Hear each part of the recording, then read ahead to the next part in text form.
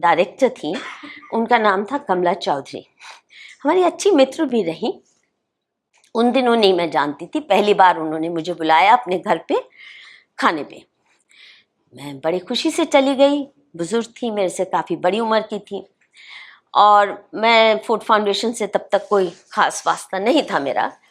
तो उन्होंने मुझे कहा कि मधु, तुम्हारी पत्रिका की मैं सच में दिली सराहना करती हूँ, और मैं इसीलिए तुमसे मिलना चाहती थी, और हम चाहते हैं कि ये छोटे पैमाने पे ना रहे, बड़े पैमाने पे बहुत जल्दी बड़ी हो जाए, क्योंकि ऐसी आवाज़ें इस देश में से कम ही उभरती हैं, और तुमने बहुत ऐतिहासिक काम किया वगैरह वगैरह।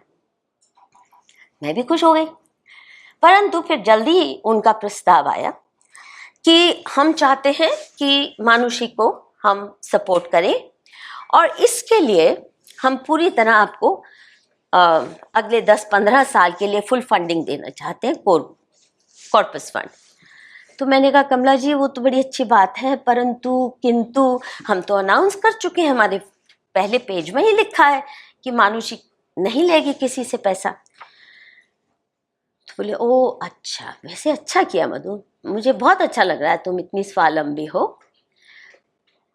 फिर 15-20 मिनट बाद गपशप चली, उसके बाद एकदम बोलती है एक और आइडिया आया मुझे, वो ये कि हम फूड फाउंडेशन तुमसे 10,000 कॉपी हर इशू की खरीदेगा, एडवांस में उसका पैसा दे देगा। तो मैंने कहा अच्छा 10,000, वेरी गुड। तो ये क्या करेंगे फिर आप लेके उसका? तो बोले हम नहीं कुछ करेंगे, तुम जिसको मर्जी भेजना 10,000 कॉपी, हम आपको 5-10 साल का एडवांस पैसा दे देंगे, आप 10,000 कॉपी हमारे नाम से छाप के जिसको मर्जी भेजना चाहे। और कूड़े की टोकरी में भी फेंकती तो उनको कोई आपत्ति नहीं थी, क्योंकि उन्होंने तो हमें खुश करना था। तो मुझे बहुत जल्दी से उसकी कैलकुलेशन तो पैसों की आती नहीं है, मैं तो इतनी इससे गिनती जानती हूँ, फिर भी 10,000 10 साल के लिए इतने। तो मैंने कहा अरे ये तो कमला जी फंडिंग वाली बात हो गई, तो ऐसे नहीं हाथ लगाया, ऐसे लगा लिया, तो ऐसे मत कीजिए, हमें गरीबी रहने दीजिए। तो मैं निकल के उसके बाद आ गई, और मैंने सोचा चलो आई गई बात हो गई। पर इस रिफ्यूज़ल का एक ही नहीं कितने करने पड़े मुझे। उसके तुरंत बाद कोई 2-4 महीने बाद ही मुझे पहली बार 2-4 महीने बाद, हाँ 2-4 महीने बाद अमेरिकन सेंटर का खत आया कि हम आपको 2 महीने के लिए अमेरिका के टूर भेजना चाहते हैं। नेचुरली बिजनेस क्लास में जाएंगे, 5 स्टार होटल में रहेंगे। ये लिखित ऑफर थी, अच्छे से, बड़े प्यार से, और आप बहुत अच्छा काम कर रहे हैं वगैरह वगैरह, तो आपको सिलेक्ट किया इस बार। तो मैंने पूछा कि मैं वहाँ जाके करूँगी क्या? तो बोले आप वहाँ लीडिंग विमेंस राइट्स एक्टिविस्ट से, लीडिंग ह्यूमन राइट्स एक्टिविस्ट से, सिविल राइट्स एक्टिविस्ट से, फलां ढिमका से मिलेंगी, उनसे बात करेंगी, और फिर आके उनके बारे में जो तुम्हारी समझ बनी उनके बारे में लिखना। तो मैंने कहा मेरे पास अगर 2 महीने हों तो स्पेयर करने के इस वक्त, क्योंकि हम तो उन दिनों 24 घंटे के दिन में 28 घंटे काम करते थे, ना सोना ना जागना, कुछ पता ही नहीं। तो मैंने कहा इतना मेरे पास अगर टाइम हो तो मैं जाके केरला जाके घुमाऊं, कुछ समझूं। मैं दक्षिण भारत को नहीं जानती, मैं मणिपुर चले जाऊं, मैं यूपी को ही अच्छे से अध्ययन कर लूं जो मेरे बैकयार्ड में है। तो मुझे लगता नहीं।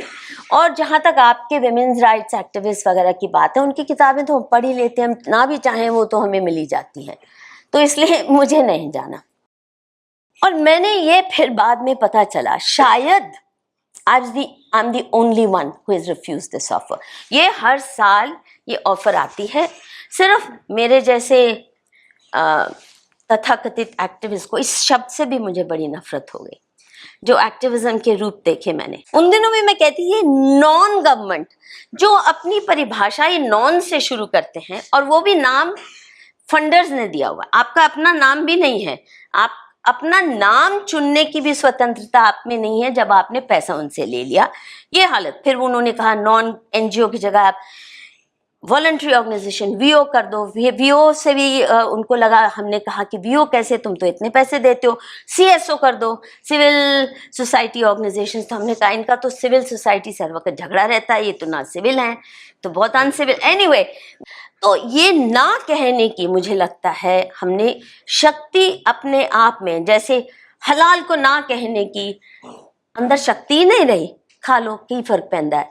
तो इसी किस्म से उनके एजेंडा पे चलने की ये जो हमें आदत पड़ गई।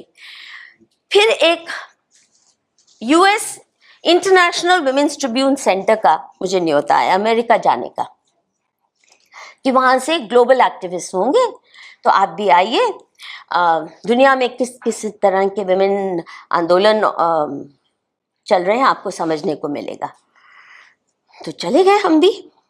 वहां देखा तो केवल एक ही एजेंडा था, हमें ये सिखाना था कि फॉरेन फंडिंग के लिए प्रपोजल कैसे लिखे जाएं, क्या भाषा का प्रयोग किया जाए, क्या। और मैं इन सबको बहुत नाइव थी, स्टारी आइड थी, तो मैंने सोचा जैसे मैंने प्रण किया है कि हम इंडिपेंडेंट रहें, ये वो, तो इनको भी मैं वार्न कर दूं कि इस तरह आप फंस जाएंगे किसी न किसी के चंगुल में। तो मैंने जब कहा तो मुझे बाद में पता चला कि उनको तो बहुत बुरा लगा, क्योंकि उनको तो लत पड़ चुकी थी, ज़्यादा लत वाले ही आए थे, और उनको सिर्फ उनकी स्किल्स अपग्रेड की जा रही थी कि, और वो हर बार करते हैं, हर 4 साल बाद में, अभी आप विमेंस राइट्स मत कहिए, आप जेंडर जस्टिस करना शुरू कर दीजिए, जो भी नया वोकैबुलरी है उसके लिए बड़ी इंटरनेशनल वर्कशॉप्स होती हैं, क्या क्या होता है। तो वहाँ से भी मैं उनसे अलग थलग होके आ गई। पर आप देखिए 2-3 महीने बाद I refuse to apply for funds, I refuse to be part of that game.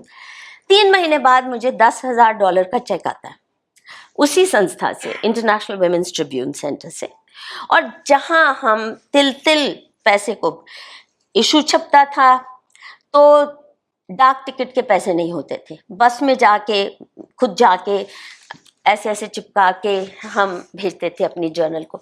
ऐसे में $10,000 काफ़ी होते हैं, बट अनोनिमसली आया। तो मैंने कहा एक तो हम अनोनिमस